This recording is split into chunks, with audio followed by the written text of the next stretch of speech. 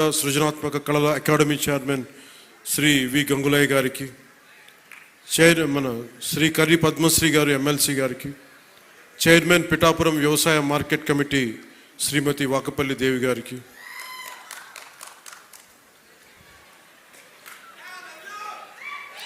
Chairman Godavari eastern delta project Shri Muralishetti Sunil గారికి, BJP Pithapuram incharge Burra Muralikrishnaraju గారికి. ఆయన ఒకసారి బీజేపీని జనసేన కూడా నాకు అర్థం కాదు, అంత ప్రేమ చూపిస్తారు, అంత నిలబడతారు. సో వారికి నా మనస్ఫూర్తిగా నమస్కారాలు.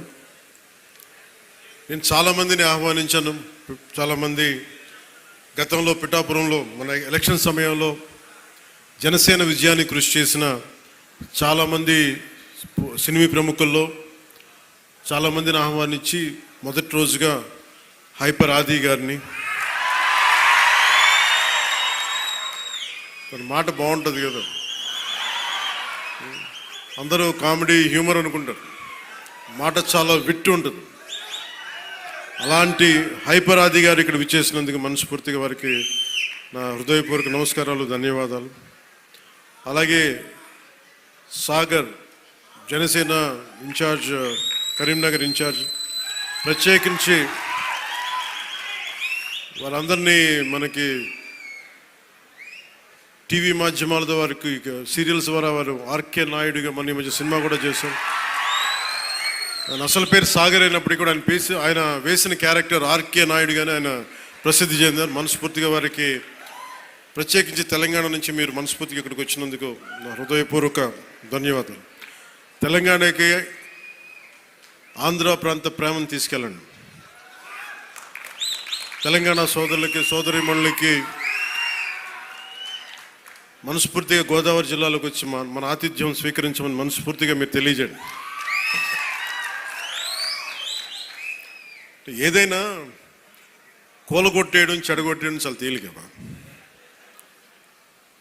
ఒక పండగ చూస్తామంటే ఏం మాట్లాడాలనుకుంటామంటే, ఓ పిడికిడు గింజలు పండించడం చాలా కష్టమైన పని.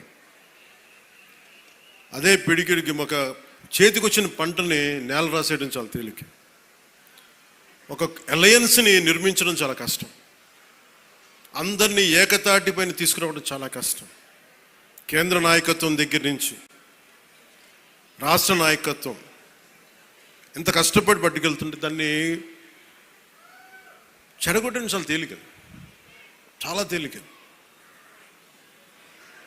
సంక్రాంతి మనం చెప్తుంది ఏంటంటే, ఒక చేతికి ఒక కష్టపడి సంవత్సరం, ఒక 6 నెలలు కష్టపడి, 4 నెలలు కష్టపడి పంట చేతికి వస్తే ఆనందం తాలూకు నిదర్శనమే సంక్రాంతి పండగ. మనకి ధాన్యం వచ్చింది, ధాన్యం అమ్మగా డబ్బులు వచ్చినాయి. ఈ రోజున మన హరిదాసులు కానీ, ఇంతమంది జానపద కళాకారులకు కానీ మనం ఎందుకు ఇస్తాము ఇవన్నీ అంటే, మా దగ్గర అబండెన్స్ ఉంది, మాకు ఒక 10 బస్తాలు పంట ఉంటే మేము 2 బస్తాలు పంచుతామని చెప్పడానికి. అది సంక్రాంతి తాలూకు నిదర్శనం. అంటే అలాగా మీరు ఇందాక మంత్రివర్యులు నారాయణ గారు చెప్తా ఉన్నారు,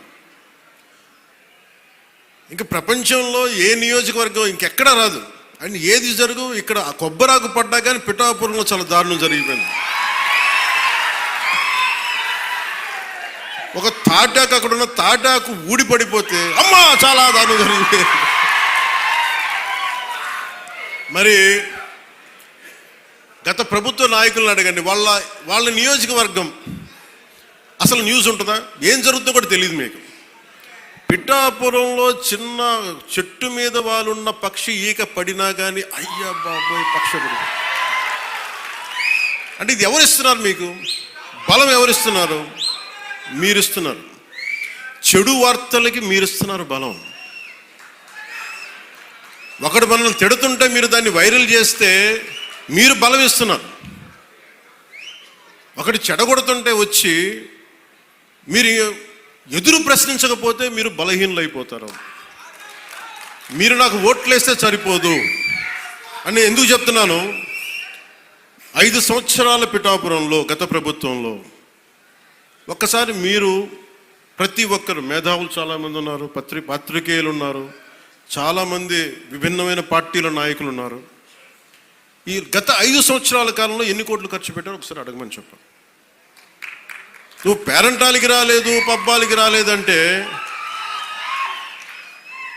ఒక దేశం కోసం శ్రమించే వ్యక్తిని, ఇంత మందిని ఏకం చేసే వహించే వ్యక్తిని నాకు మీరు ఇవ్వాల్సింది, మేము ఉన్నాం కాచుకుంటాను, మిగతా వెళ్ళి పని చేయని చెప్తే కదా నాకు ఆనందం.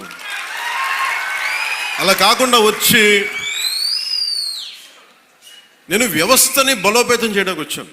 అంటే నా అవసరం లేని నిజమైన నాయకత్వం ఏంటి? నాయకుడు అవసరం లేకుండా పనులు జరిగిపోవాలి సింగపూర్ లాగా. అది కదా అభివృద్ధి అంటే. ఏ పని కావాలన్నా ఎమ్మెల్యే గారి ఇంటికి వెళ్తే కానీ పనులు అవ్వండి, అట్లా అంటే అది అభివృద్ధి కానట్టే కదా లెక్క. అంటే గత ప్రభుత్వంలో మీరు ఎంత ఖర్చు పెట్టారో ఒకసారి చూడండి. నేను గత ఏడాది 308 కోట్లతోటి పిఠాపురం అభివృద్ధికి మనం ఖర్చు పెట్టాం, మీరు చూడండి. అలాగే ఇప్పుడు 200, అది దాదాపు 60-70% పనులు అవుతున్నాయి, అయిపోయినాయి, ఇంకా 30% మిగిలినాయి. ప్రాబబ్లీ టార్గెట్ ఇచ్చింది మార్చికి అయిపోవాలి. ఇప్పుడు మనం 211 కోట్లతోటి అదనపు అభివృద్ధి కోసం మనం ముందుకు తీసుకెళ్తాం. అంటే ఇది 26 కోట్లతోటి ప్రారంభమైనవి, మన పని పూర్తయినవి, ప్రారంభోత్సవాలు చేశాం. మీరు అడగాల్సింది గత ప్రభుత్వ నాయకులను వచ్చి, వాళ్ళు వారి పాలనలో ఏం చేశారని అడగాలి. వాళ్ళు తిమ్మేశారు అని చెప్పి నేను ఏం చెప్పాను, నా దగ్గర ఛానల్స్ లేవు. నేను లాస్ట్ టైం చెప్పాను, ఎలక్షన్ టైంలో 2016-17 టైం నుంచి మొన్న దాకా ఏం చెప్పాను, నాకు ఛానల్స్ లేవు. మీరే నా గళం, నా జన సైనికులకి, మా వీర మహిళలకి చెప్పాను, మీరే నా బలం. నాయకులకు ఒకసారి ఇష్టపడి రావచ్చు, ఒకసారి ఇష్టపడి వెళ్ళిపోవచ్చు, కానీ నా గుండెల్లో ఉన్నది మీరు నిరంతరంగా నాది ఉంటారు, నాకు తెలుసు. నాకు ఇది మీరు బయట నుంచి వచ్చి దేనికి పడినా సరే, ఒక స్కూల్లో 2 చిన్నపిల్లలు కొట్టుకున్నా దాన్ని మీరు గొడవ చేసేద్దాం అనుకుంటే నేను ఏం చెప్పను దానికి? మీరు అక్కడ పులివెందులు అక్కడ వాళ్ళ సొంత బాబాయ్ గారిని చంపినా కానీ అది న్యూస్ కాదు. ఇక్కడ ఇద్దరు బిడ్డలు ఉట్టినే కొట్టుకుంటాం, స్కూల్లో కొట్టుకోరా? నాయకులే కొట్టుకుంటున్నప్పుడు స్కూల్లో చిన్నపిల్లలు ఎందుకు మాట గారు? పెద్ద స్థాయి ఆలోచన పరిధుల నాయకులే మాట అనుకున్నప్పుడు చిన్నపిల్ల ఏదో అనుకుంటాం, దాని కులాలు పట్టుకొచ్చేస్తాం. మరి ఇదే మీరు అడగాల్సిన ప్రశ్న. మన జనసేన నాయకులు కూడా చెప్తున్నా, కూటమి నాయకులు కూడా చెప్తున్నా, పనిచేసే నాయకులు మీరు వెన్నంటి ఉండకపోతే, ఎలక్షన్లు అయిపోయింది మా పని అయిపోయింది అంటే, నేను నిజంగా అలా అనుకుని ఉంటే ఈ రోజున మీకు ఉప్పాడ ప్రొటెక్షన్ వాళ్ళు ముందుకు వెళ్ళదు చెప్తాను. మీరు ఇన్ని సంవత్సరాలు ఉన్నారు, ఎవరు తీసుకెళ్ళారు చెప్పండి? ఈజీగా మాట్లాడి సరిపోదు, అక్కడ నువ్వు కన్విన్స్ చేయాలి. ఎందుకని 100 ప్రాజెక్టులు ఉంటాయి స్టేట్ గవర్నమెంట్, ప్రయారిటీస్ ఎందుకు చేయాలి?